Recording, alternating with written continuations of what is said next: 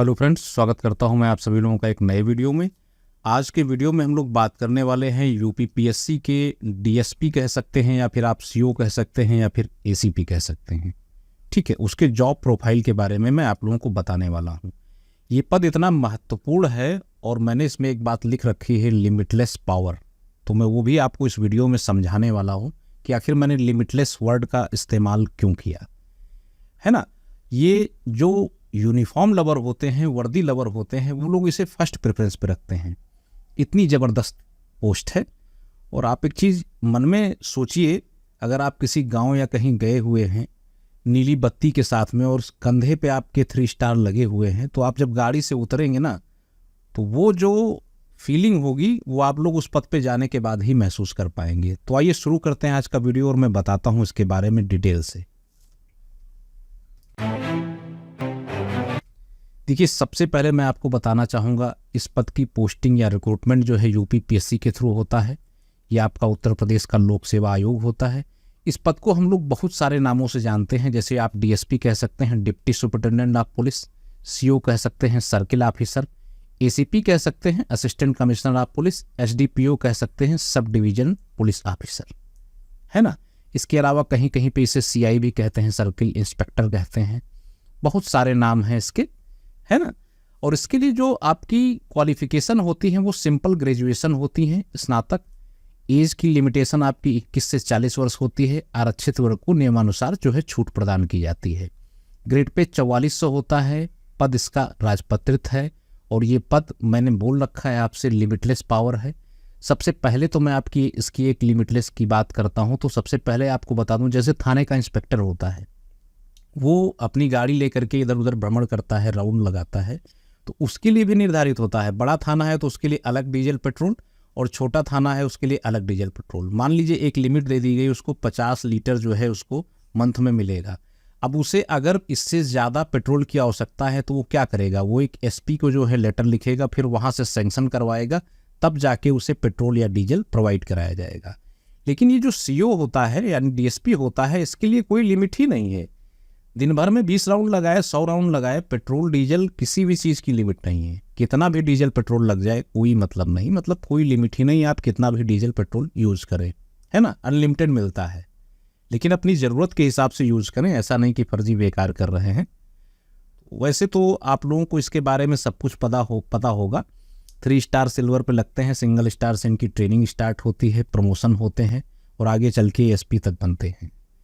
और मैं आपको इस पद के बारे में बता दूं तो ये पद जो है बहुत ही प्रभावशाली पद होता है। आपको एक सर्किल मिलता है, उसमें जो 5, 6, 8 थाने होते हैं वो सब आपके अंडर में आते हैं और आपको जो है देखरेख करनी होती है उसकी। आइए जॉब प्रोफाइल के बारे में हम लोग थोड़ा सा देख लेते हैं, ओवरव्यू। सबसे पहले मैं आपको बताना चाहूँगा, डीएसपी अपने क्षेत्र में आने वाले थानों का मुखिया होता है। थानों के समस्त अधिकारी व कर्मचारी की व्यापक रिपोर्ट तैयार करना एवं सुचारू रूप से कार्य करवाना उसकी प्राथमिक जिम्मेदारी होती है। जैसे जनपद स्तर पे आपका एसपी होता है ना, तो वो सारे थानों यानी डिस्ट्रिक्ट में जितने भी थाने होते हैं सबका मुखिया होता है। वैसे ही डीएसपी क्या रहता है, इसका जो सर्किल होता है, जो इसकी तहसील में इसकी जिस पोस्टिंग होती है उसके अंतर्गत जितने भी थाने आते हैं उनका ये मुखिया होता है। एक तरीके से एसपी का ये छोटा रूप है। जो काम वो करता है जनपद स्तर में, वही काम ये तहसील स्तर में या अपने सर्किल स्तर में करता है। ठीक है, तो सेम ही है। फिर क्या है, डीएसपी इंस्पेक्टर के साथ मिलकर वाहन चेकिंग एवं संदिग्ध वस्तुओं की जांच करने का काम भी करता है। यदि कहीं से कोई शिकायत मिलती है तो उस पर त्वरित निर्णय एवं उचित कार्यवाही करता है। अब डीएसपी क्या रहता है, जैसे इंस्पेक्टर के साथ में निकल गया, चेकिंग वगैरह कर लिया, गश्त कर लिया, इधर उधर देख लिया, अगर कहीं उसको संदिग्ध चीज़ मिलती है या कहीं मान लीजिए किसी को कोई परेशानी है, कोई फ़ोन करता है या कहीं से कोई शिकायत मिलती है, तो उस पर निर्णय लेने का काम डीएसपी का ही होता है। वो इंस्पेक्टर को निर्देश देता है कि आपको ये करना है और इंस्पेक्टर उसको अमल में लाता है। फिर क्या है, डीएसपी एसडीएम के साथ मिलकर तहसील दिवस के दिन जनता की क्राइम संबंधित शिकायतों का निस्तारण करता है। जरूरत पड़ने पर संबंधित थानों को निर्देशित करता है। एसडीएम और डीएसपी दोनों का जो है बराबर का साथ रहता है लाइन एंड ऑर्डर कंट्रोल करने में। तो एसडीएम के साथ में डीएसपी, जैसे तहसील दिवस होता है ना, तो तहसील दिवस वाले दिन बैठता है एसडीएम के साथ में और जितनी क्राइम संबंधित जांचें होती हैं या शिकायत होती है उनका निस्तारण करता है। और अगर ज़रूरत पड़ी तो संबंधित थानों को, उनके इंस्पेक्टर को, उनके जो एसएचओ होते हैं उनको निर्देशित भी करता है कि आपने ये कमियां की हैं, इन्हें आपको जल्दी से जल्दी सुधार करना है। और क्या है, डीएसपी एसपी के समस्त निर्देशों का पालन करता है एवं जांच अधिकारी होने के नाते वह अपने द्वारा बनाई गई रिपोर्टों को सीधे एसपी को सौंपता है। देखिए, डीएसपी का पूरा काम होता है एसपी के निर्देशन में काम करना। अभी मान लीजिए कोई बड़ा केस हो जाए आपके इलाके में, तो उसका अगर आप वहाँ पे डीएसपी हैं तो आपको उसका जांच अधिकारी नियुक्त किया जाएगा। आप संबंधित चीज़ों के साक्ष्य कलेक्ट करेंगे और वो सारी रिपोर्ट जो है, गोपनीय रिपोर्ट, एसपी को सौंपेंगे और वो उस पर कार्यवाही करेगा। क्लियर है? और देख लेते हैं। डीएसपी पुलिस अधीक्षक का अधीनस्थ पुलिस अधिकारी होता है। वह एसपी के अधीन काम करता है और पुलिस विभाग के सभी कार्यों की देखरेख करता है, जैसे अपराध को रोकना, पुलिस स्टेशनों का प्रशासन प्रबंधन करना। वह तहसील स्तर का जांच अधिकारी भी होता है। ये चीज़ मैं आपको पहले भी बता चुका हूँ कि वो आपके पुलिस अधीक्षक यानी एसपी के अंडर में काम करता है और पुलिस विभाग के जितने भी कार्य होते हैं, चाहे वो थाने से रिलेटेड हो, चाहे क्राइम को रोकना हो, और पुलिस प्रशासन या पुलिस स्टेशन का जो एडमिनिस्ट्रेशन होता है, मैनेजमेंट होता है, वो सारी चीज़ें एक डीएसपी ही देखता है। अब बात करते हैं नेक्स्ट, जिले के शीर्ष खुफिया अधिकारी के रूप में डीएसपी निचले स्तर के पुलिस अधिकारियों से डेटा इकट्ठा करता है और जिला पुलिस कार्मिक प्रणाली में अपने वरिष्ठों को अपने निष्कर्षों की रिपोर्ट प्रस्तुत करता है। साथ ही अपने अधीनस्थ अधिकारियों की सेवा शर्तों की भी देखरेख करता है। अब जब आप जनपद स्तरीय डीएसपी बनेंगे, अभी मैं इसमें आपको बताने वाला हूं कि जनपद में जब आप जाएंगे तो सपोज करिए आप इंटेलिजेंस या विजिलेंस में शामिल हो गए, तो आप एक खुफिया अधिकारी बन जाएंगे। और फिर आप क्या करेंगे, अपने निचले स्तर से पुलिस के जो अधिकारी होंगे, इंस्पेक्टर होंगे, एसएचओ होंगे, एसआई होंगे या फिर सिपाही होगा, तो उनसे आप चीज़ें जो डेटा होंगे उनको कलेक्ट करेंगे और जो आपकी पुलिस कार्मिक प्रणाली है, आपके जो सीनियर्स हैं, जो अपना एक निष्कर्ष बनाएंगे कि इस रिपोर्ट में ये गलतियां हैं, यहाँ से ये क्राइम हो रहा है, इस पर थोड़ा सा ध्यान देने की आवश्यकता है, तो उन सारी चीज़ों की रिपोर्ट जो है आप अपने वरिष्ठ, अपने सीनियर्स को सौंपेंगे। और साथ ही मान लीजिए आपके साथ में जो अधीनस्थ काम कर रहे हैं इंस्पेक्टर, या किसी को कोई प्रॉब्लम है या कोई समस्या है या उसकी कुछ सेवा शर्त में दिक्कत आ रही है, तो उसकी भी देखरेख रिपोर्ट आप ही प्रस्तुत करेंगे। और क्या है, एक डीएसपी राजनीतिक रैलियों, समारोहों के दौरान थानों की पुलिस का नेतृत्व कर भीड़ का प्रबंधन और नियंत्रण करता है ताकि लोगों के बीच किसी भी प्रकार की झड़प ना हो। त्योहार के दिन दौरान भीड़ एवं सुरक्षा व्यवस्था का प्रबंधन करता है और जनता के लिए एक सुरक्षित वातावरण बनाए रखता है। देखिए, एक चीज़ तो आप लोगों को पता होगी कि पुलिस की नौकरी 24 घंटे की होती है और जरा सी भी आफत आई कि सबसे पहले पुलिस विभाग को ही याद किया जाता है। अभी राजनीतिक रैलियाँ वगैरह हो रही हैं तो उनमें बहुत सारी भगदड़ मच जाती है और आपस में झड़प हो जाती है। ऐसा त्योहारों के दिन भी होता है, राजनीतिक रैलियों में, समारोहों में तो होता ही रहता है। तो इन सब के लिए डीएसपी एक टीम गठित करता है। वो संबंधित थाने के अधिकारियों, कर्मचारियों को साथ में लेकर के उनका नेतृत्व करता है और भीड़ का प्रबंधन करता है, रैलियों को सुचारू रूप से निकलवाता है, समारोहों को सुचारू रूप से पूर्ण करवाता है।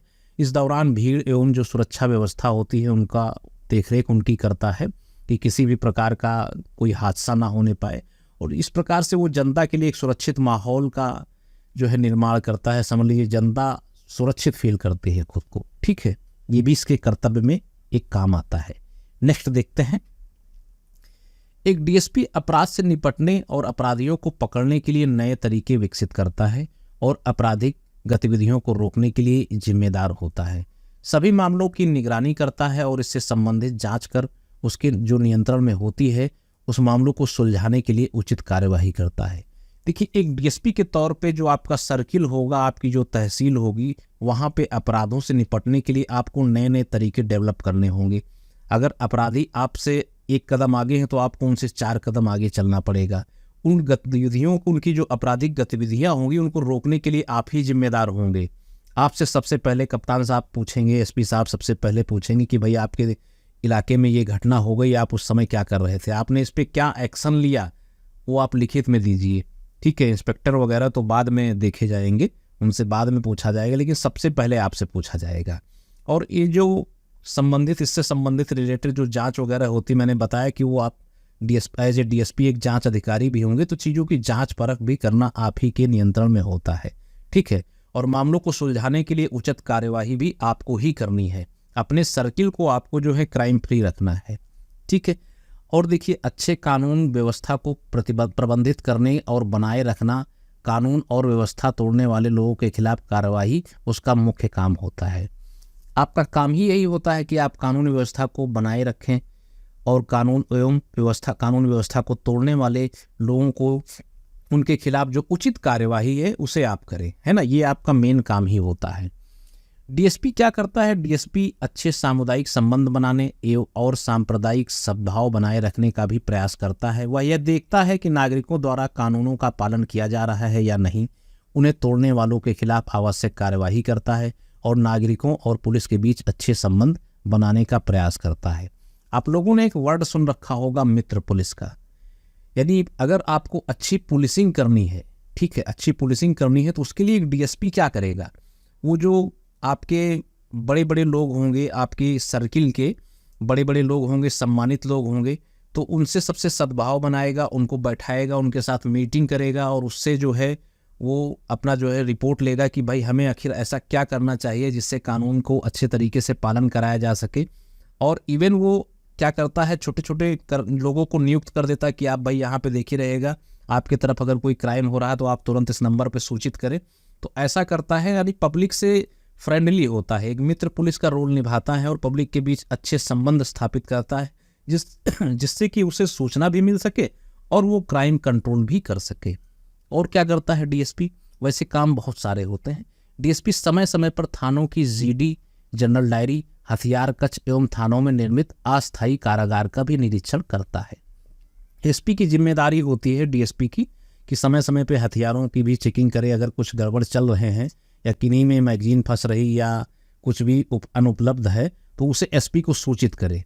थानों में जो निर्मित अस्थायी कारागार होते हैं, जैसे किसी को लाया गया और टेम्परेरी रूप से उसे कुछ देर के लिए बंद कर दिया गया पूछताछ करने के लिए, तो उसके लिए जो कारागार बने होते हैं उनमें भी देखता है कि सुचारू रूप से मजबूती है या नहीं, उसमें जो पब्लिक बंद की जाती है या जो क्रिमिनल बंद किए जाते हैं उनके लिए क्या व्यवस्था है, तो उन सब चीज़ों को देखता है। अगर कहीं से कोई कमी होती है तो वो एसपी को सूचित करता है और उसको सही करवाता है, सुचारू रूप से उसको नियंत्रित करवाता है।